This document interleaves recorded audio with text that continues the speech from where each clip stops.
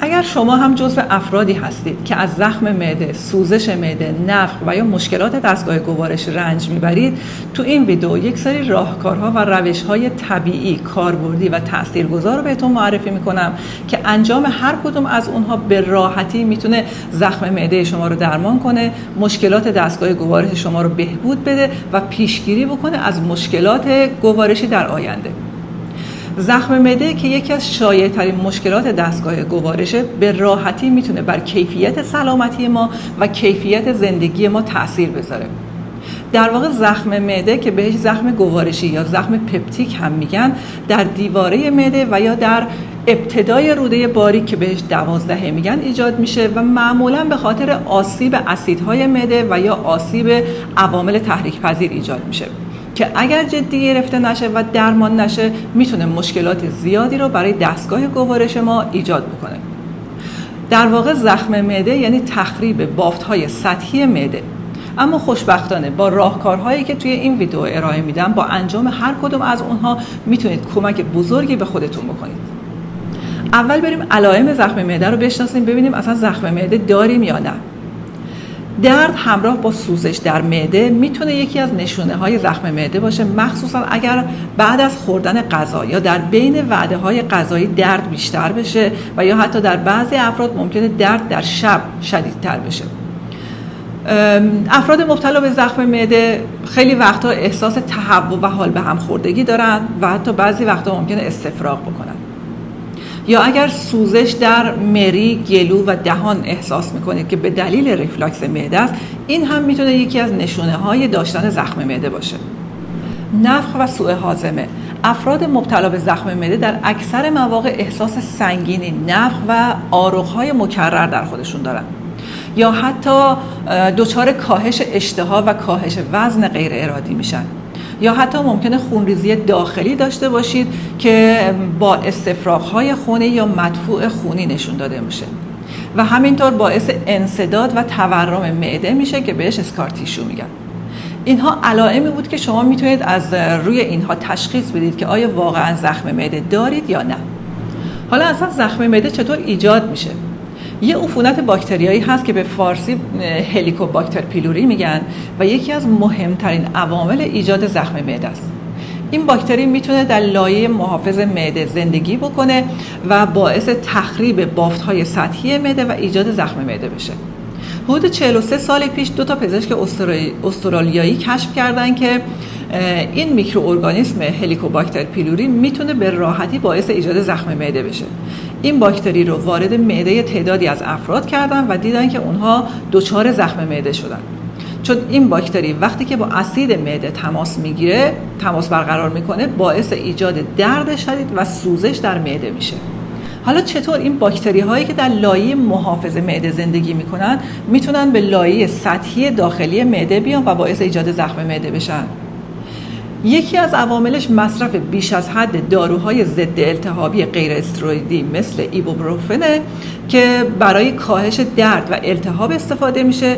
اگر بیش از حد مصرف بشه میتونه اون لایه داخلی معده رو از بین ببره، ضعیف بکنه و این باکتری ها به صورت مستقیم ارتباط بگیرن با اسید معده و باعث زخم معده بشن.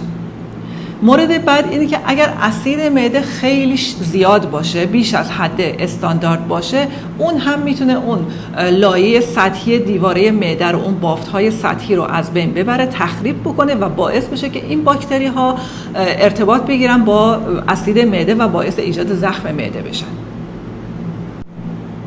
همینطور استرس و اضطراب مزمن میتونه تولید اسید معده رو افزایش بده و بر عملکرد طبیعی معده تاثیر منفی بذاره. و آخریش خوردن غذاهای ناسالم مثل مواد قندی، مواد اسیدی، غذاهای فراوری شده که باعث تحریک بیش از حد معده میشن. حالا بریم سراغ راه حل ها و راهکارها که همشون توصیه های خانم باربارا اونیل، متخصص طبیعی بین المللی هست. اولین چیزی که توصیه میکنن که خیلی فوق العاده است، استفاده از سلیپری الم که به فارسی بهش نارون لغزنده هم میگن. نارون لغزنده از عصاره پوست درخت سنجد لغزنده یا اسم دیگهش درخت شاه اشرفی یا اسم دیگهش نارون کوهی هست بهش میگن، ممکنه اسمای مختلف داشته باشه تو ایران. و خواص تسکین دهنده این نارون لغزنده نه تنها زخم معده رو درمان میکنه بلکه تمام دستگاه گوارش رو شامل میشه. یعنی میتونه بیماری های مثل کرون، التهاب روده، سندرم روده تحریک پذیر، زخم معده، رفلاکس معده، سرفه، گلودرد و حتی یبوست رو بهبود بده و درمان بکنه. یعنی مثل یه محرک ملایم عمل میکنه که از گلو تا انتهای دستگاه گوارش رو بهبود میده و درمان میکنه. خاصیت پروبیوتیک داره و میتونه رشد باکتری های مفید روده رو افزایش بده. همینطور ضد التهابه و میتونه التهاب کل بدن رو بهبود بده، چون التهاب یکی از عوامل اصلی ایجاد بیماری های مزمن مثل آرتریت، بیماری قلبی و سرطانه. همینطور این گیاه میتونه به صورت موضعی هم استفاده بشه، یعنی هم به صورت خوراکی استفاده میشه و هم به صورت موضعی استفاده میشه و باعث تسکین پوست‌های تحریک پذیر میشه. میتونه باعث بهبود و درمان بیماری‌های پوستی مثل زخم‌ها، مشکلات پوستی، قرمزی، اگزما، آبسه و حتی خشکی پوست رو درمان کنه و بهبود بده. علاوه بر اینکه خاصیت ضد التهابی داره، خاصیت آنتی اکسیدانی هم داره و میتونه باعث رشد سلول‌های جدید و همینطور تولید کلاژن بیشتر در پوست بشه و پوست رو بهبود بده. خانم باربارا اونیل از یکی از بیماراشون مثال میزنن که یه مرد از افریقای جنوبی بود و حدود 25 سال بود که زخم معده شدید داشت. روزی 2 لیتر آب می نوشید، آنتی بیوتیک های مختلفی رو امتحان کرده بود، راه درمان های مختلفی رو امتحان کرده بود، ولی هنوز زخم معده‌اش خوب نشده بود چون اون باکتری هلیکوباکتر پیلوری در معده‌اش هنوز وجود داشت. خانم باربارا اونیل بهشون توصیه کردن که از همین اسلیپری الم یا نارون لغزنده استفاده بکنن که در واقع پودر پوست درخت نارون لغزنده است و وقتی که استفاده کردن در مدت زمان خیلی کوتاهی زخم معدهشون درمان شد. برای استفاده از این پودر پوست درخت نارون لغزنده یه قاشق چایخوری از پودرش رو توی یه لیوان آب گرم بریزید، هم بزنید و بلافاصله سر بکشید، چون وقتی که یه کم که میگذره، چند ثانیه میگذره، حالت ژله‌ای پیدا میکنه و خوردنش سخت میشه. در واقع وقتی که شما این رو میخورید در معده شما به صورت ژله در میاد، ژله‌ای میشه و اون ژله مثل یه لایه محافظ در دیواره معده شما قرار میگیره که باعث میشه اون باکتری های هلیکوباکتر پیلوری با اسید معده شما در ارتباط نباشن و یواش یواش زخم معده شما درمان میشه. اگر زخم معده‌تون شدیده میتونید روزی 2 تا 3 بار بنوشید، ولی اگر موقع مثلا بعد از غذا خوردن شما دچار درد یا سوزش معده میشید، میتونید قبل از وعده غذایی 1 لیوان از این رو بنوشید تا بعد از غذا دچار درد معده نشید. ولی اگر اسلیپری الم یا نارون لغزنده در دسترس ندارید، میتونید راهکارهای بعدی رو استفاده کنید.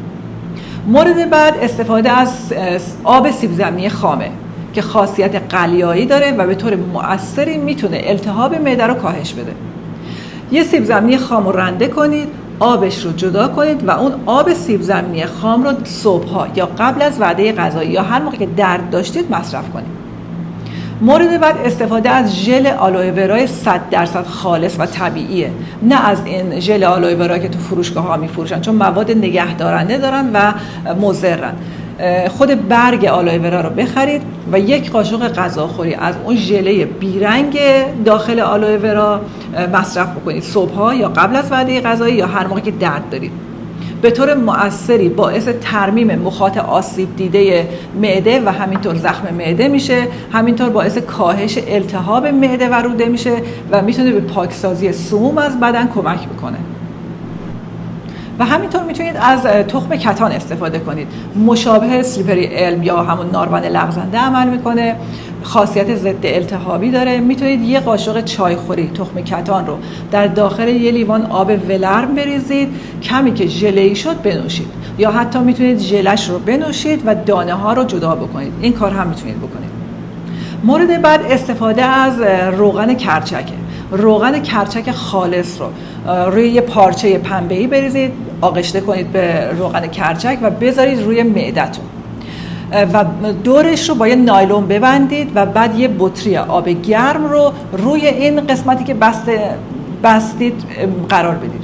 اون بطری آب گرم باعث میشه که اون خاصیت ضد التهابی و خواص روغن کرچک سریعتر و بیشتر اثرگذار باشه. استرس هم میتونه عصب واگ رو که ارتباط مستقیم با معده داره رو تحت تاثیر قرار بده و باعث ایجاد درد و سوزش بشه. حتما سعی کنید استرستون رو به هر روشی که میدونید کاهش بدید. مورد بعد نخوردن غذاهای مرده که فاقد آنزیم‌های طبیعی هستند. غذاهای مرده مثل غذاهای فرآوری شده، غذاهای کنسروی، غذاهای بسته‌بندی شده، حتی غذاهای مونده و همینطور نون سفید، برنج، ماکارونی، کیک و شیرینی، شیر پاستوریزه، نوشابه و آب میوه و غذاهای سرخ شده، فست فود، اینها جزو غذاهای مرده هستند که فاقد آنزیم‌های طبیعی هستند. به جای اینها غذاهای مثل میوه‌جات، سبزیجات، حبوبات، غذاهای زنده رو بخورید.